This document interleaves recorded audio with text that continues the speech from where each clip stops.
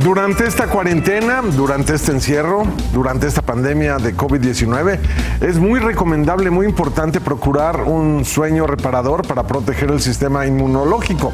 El investigador de la Universidad Autónoma Metropolitana, Javier Velázquez Moctezuma, señaló que el no descansar bien ya era un problema grande en México antes del nuevo coronavirus y ahora se ha detectado que un alto porcentaje de mexicanos no tiene un sueño reparador. Y es bien importante porque incluso para la salud mental es importante dormir y dormir lo suficiente. Y por eso saludamos esta tarde a Yoali Arana Lechuga. Ella es responsable del área clínica del Centro del Sueño y Neurociencias asociada a la UAM Iztapalapa. ¿Cómo le va? Muy buenas tardes, doctora. Hola, ¿qué tal? Buenas tardes. Gracias por la invitación. Al contrario, muchísimas gracias. Y es que nos han llegado muchas preguntas a través de las redes sociales de la importancia del sueño en esta época, pero que mucha gente que está en su casa encerrada por distintas razones no puede salir o tiene muchas presiones porque pues no hay dinero, porque se quedó sin trabajo, hay mucha incertidumbre y no duermen. Y esto complica aún más las cosas. ¿Nos puede hablar de eso? Así es, sí, efectivamente, pues el sueño ha sido una de las cosas que más se han afectado durante esta pandemia. Hay muchas razones por las cuales la gente está durmiendo mal, principalmente pues se asocia a la ansiedad que se desarrolla por toda la información a la que estamos sometidos, el estrés, el miedo que tenemos en relación al virus, a la pandemia, pero también se asocia a la pérdida de la rutina y los hábitos que teníamos relacionados con el sueño. Hace unos momentos entrevistamos al doctor Juárez, un médico internista que está haciendo un trabajo excepcional como muchísimas personas a lo largo de todo el país, y nos comentaba que duerme 4 horas al día por su actividad y que cuando las duerme, pues sí las duerme bien porque es más el cansancio que cualquier otra cosa, pero imagínense el estrés en el que andan.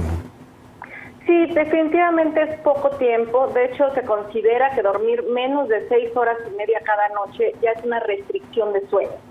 Y los mexicanos, como bien mencionó el doctor Velázquez, antes de la pandemia tenemos muy malos hábitos de sueño, estamos restringidos crónicamente de sueño, nos quedamos despiertos viendo a lo mejor series o por actividades laborales o recreativas y sacrificamos muchísimo el sueño. Le quitamos la importancia que tiene y el impacto que puede tener dormir poco o dormir mal es mucho sobre la salud. Ahorita que estamos con esta pandemia es más importante que nunca, porque las personas que no duermen más de 7 horas por la noche son las que están más en riesgo de desarrollar este tipo de enfermedad. En este momento el virus, pero en cualquier tipo de enfermedad, cualquier proceso infeccioso, viral o bacteriano, nos va a atacar más fuerte y vamos a ser más vulnerables si no hemos dormido adecuadamente. ¿Por qué es tan importante el sueño en el sistema inmunológico? ¿Qué es lo que hace el sueño, el dormir, pues, para protegernos? Claro, el sueño regula el sistema inmunológico y lo regula a través de 2 procesos muy importantes que si no dormimos adecuadamente se van a alterar. Una respuesta inmunológica de nuestro organismo, una de las primeras respuestas inmunológicas ante un proceso viral es un proceso inflamatorio. Y es una buena idea de manera aguda, es decir, en el momento que entra un agente extraño se genera un proceso inflamatorio y esto me puede ayudar a atacarlo.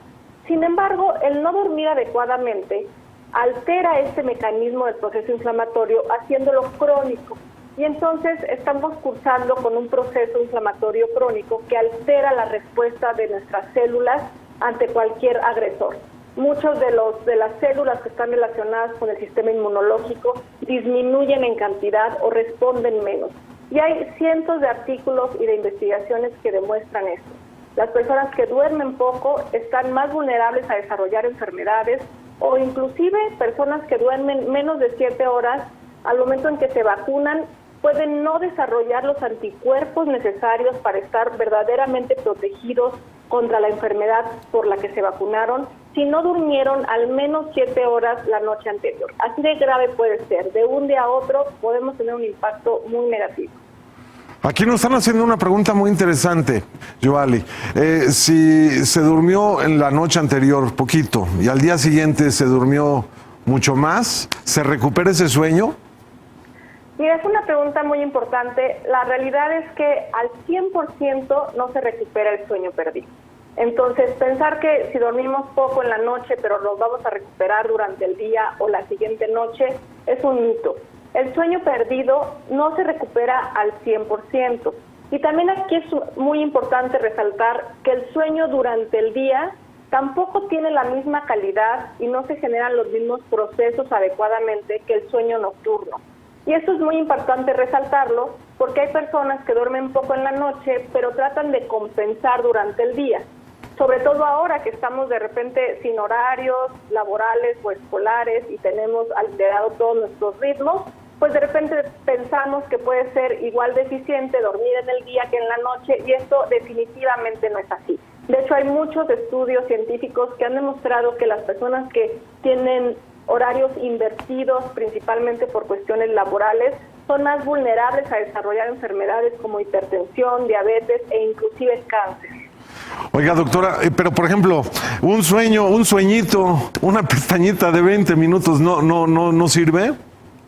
Sí, tomar siestas puede ser muy bueno. Hay que considerar que la siesta efectivamente tiene que ser corta, entre 20 y 30 minutos, porque si duermo más tiempo en la siesta, esto puede deteriorar mi estado de ánimo, mi creatividad y mi funcionalidad en general cuando despierte. Entonces tiene que ser una siesta corta.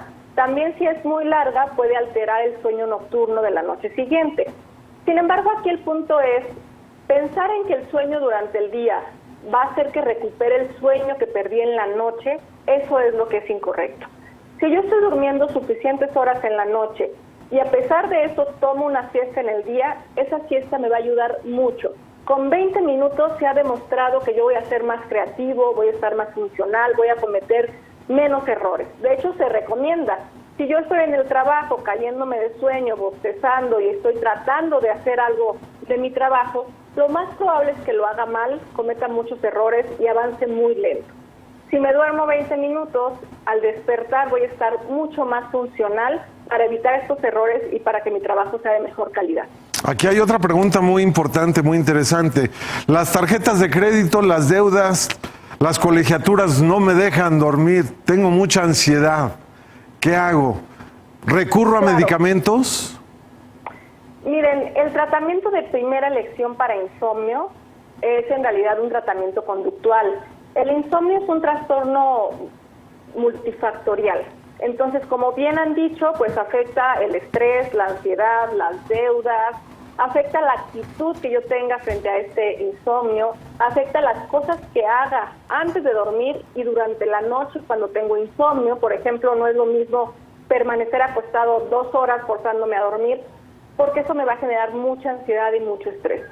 Entonces, partiendo de que el insomnio tiene en realidad muchos factores que lo puede estar generando, la terapia de primera elección, antes inclusive que los medicamentos farmacológicos, son una terapia cognitivo-conductual para insomnio, donde se trabaja de manera personalizada todos los malos hábitos que tiene el paciente y se le dan puntualmente las cosas que debe evitar y que tiene que realizar para evitar este insomnio. Si es necesario, nos apoyamos de fármacos. Los fármacos también pueden ser muy útiles, pero es bien importante saber que los fármacos no los podemos tomar por tiempos prolongados ni como terapia única. Si yo empiezo a tomar inductores de sueño en este momento y los retiro en 2 semanas sin hacer ningún otro abordaje terapéutico, lo más probable es que el insomnio regrese. Entonces, podemos utilizar inductores de sueño siempre y cuando paralelamente iniciemos un tratamiento conductual. También otra pregunta importante que nos hacen con frecuencia a través de este programa es si en la pandemia, por la situación que tenemos que estar encerrados en la casa, pues se les ha ido el sueño. Vaya, el sueño, se acuestan tardísimo porque no les da sueño y le echan la culpa a la pandemia o le echamos la culpa a la pandemia. ¿Por qué sucede esto? Mira, esto está ocurriendo justamente por la falta de horarios. Tenemos muchos ritmos biológicos en nuestra vida. El más evidente, el más claro, es el sueño, en el que dormimos durante los periodos de oscuridad y estamos alerta durante el día. Pero no es el único. Tenemos ritmos circadianos en muchos otros factores biológicos, por ejemplo, la temperatura, por ejemplo, la digestión, por ejemplo, la ingesta de alimento.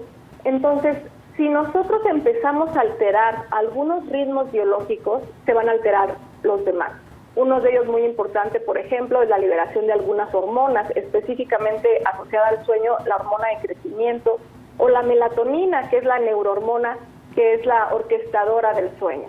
Entonces, ¿a dónde voy con todo esto? Ahora que estamos en la pandemia, encerrados en nuestras casas y que de repente perdemos de contexto los horarios, pues es muy fácil que comencemos a alterar estos ritmos, que nos vayamos a la cama a las 2, 3 de la mañana. Por supuesto, a la mañana siguiente también me levanto muy tarde. A lo largo del día, si estoy cansado, a lo mejor tomo una siesta. No tenemos horarios para la alimentación. Y esto finalmente se alteran entre ellos. Todos estos ritmos biológicos que normalmente están ensamblados y trabajando de una manera muy funcional, se alteran entre ellos. No es lo mismo hacer la digestión a las 3 de la tarde, 4 de la tarde, que a las 2 de la mañana, que nuestras hormonas y que muchos neurotransmisores están en niveles completamente ajenos a poder llevar a cabo estos procesos adecuadamente. Entonces, una de las principales razones es que estamos perdiendo todos nuestros hábitos relacionados con el sueño. Otra cosa que también está claramente afectando, pues es la ansiedad asociada a todas las noticias que vemos. Si bien es bien importante mantenernos informados, nosotros estamos sugiriendo que elijan un par de horas al día para accesar a los medios de comunicación que hayamos elegido. Hay que elegir los más adecuados para no caer en estas fake news, pero solamente en 2 momentos del día mantenerme yo informado de lo que está ocurriendo. ¿Por qué? Tenemos mucha gente que está 17 horas al día conectado a equipos electrónicos, escuchando todas las noticias de las pandemias, algunas ciertas, algunas no necesariamente. Y esto va a generar 2 efectos en nuestro cerebro. El primero es un estrés. Es inevitable si estamos constantemente escuchando y escuchando que nos genere miedo y estrés. Y esto es algo que ya vivimos los mexicanos hace no mucho. En el terremoto de hace unos años, empezó la gente a estar encerradas en sus casas, viendo todo el tiempo las noticias y el desastre, y esto generó un estrés asociado al trauma que vivimos, un estrés postraumático que también afectó el sueño. Entonces, esto es algo que tenemos que controlar. Y el segundo mecanismo por el cual también afecta nuestro sueño es la exposición a la luz.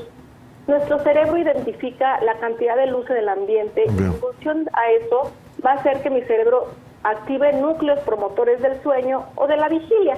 Es decir, si hay mucha luz, pues mi cerebro se va a activar para que yo esté despierto.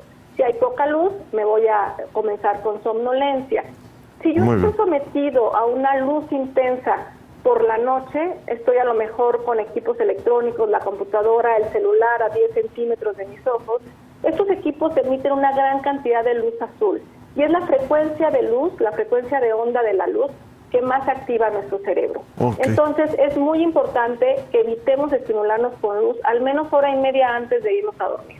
Pues qué importante lo que nos dices, doctora Yoali Arana Lechuga, responsable del área clínica del sueño, del Centro del Sueño y Neurociencias, asociado por supuesto a la UAM de Iztapalapa. No sabe qué gusto platicar con usted y qué importante y qué ilustrador lo que nos acaba de decir. Muchísimas gracias y ojalá tengamos más tiempo para platicar en otros programas.